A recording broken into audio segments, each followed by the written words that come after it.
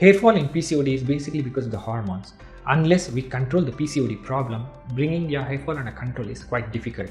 Many a times, even when the PCOD comes down, still hair fall can happen because PCOD is just a tendency. So once a PCOD is always a PCOD.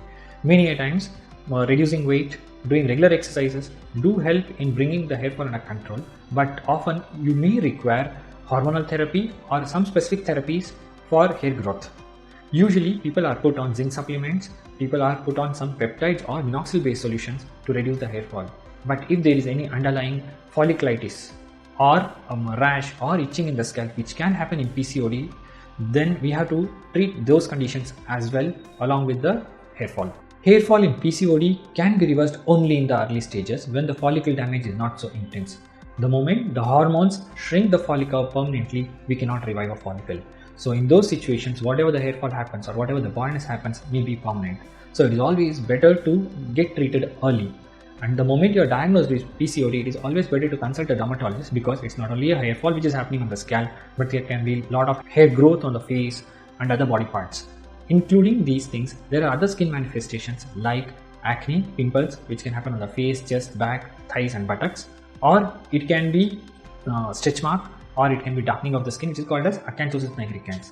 And in this condition, the darkening is not uniform but tends to happen in the root of the neck, sides of the forehead, around the eyes, the nasolabial groove, underarms, groins, knuckles. So wherever there is a body fold, pigmentation can happen, and many a time that can be very distressing to patients. Teenagers are prone for hair fall mostly due to one, dandruff issue. Itchy scalp can give rise to a lot of trauma to the scalp skin that can affect the hair follicle, or it can be because of choosy diet habits where they're going for a lot of vitamin deficiencies or protein deficiencies, where they have very choosy about the food thing. So definitely nutrition takes a role. Then third thing is, many a times it is because of the harm or the damage caused to the hair strands as such.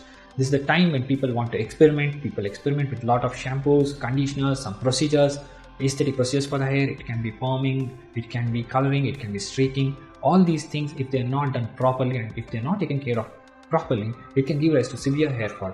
In addition to this, there is a lot of stress in children or in the teenagers. See, there are a lot of exams coming up, you have a lot of friends, you have some breakups, all those things that can definitely cause hair fall. So any individual, any teenager with hair fall needs an assistant, and it's always better to discuss all your issues with dermatologists and never forget to tell them whatever you have in your mind. So you discuss out, you tell your diet plan, you tell what's happening in your life. It may be personal, but it has a lot of significance when people have to treat you, because we don't know what's happening in your mind. Body changes can be seen, but the changes which are happening in the mind can't be unless people speak out, and that can be easily taken care of.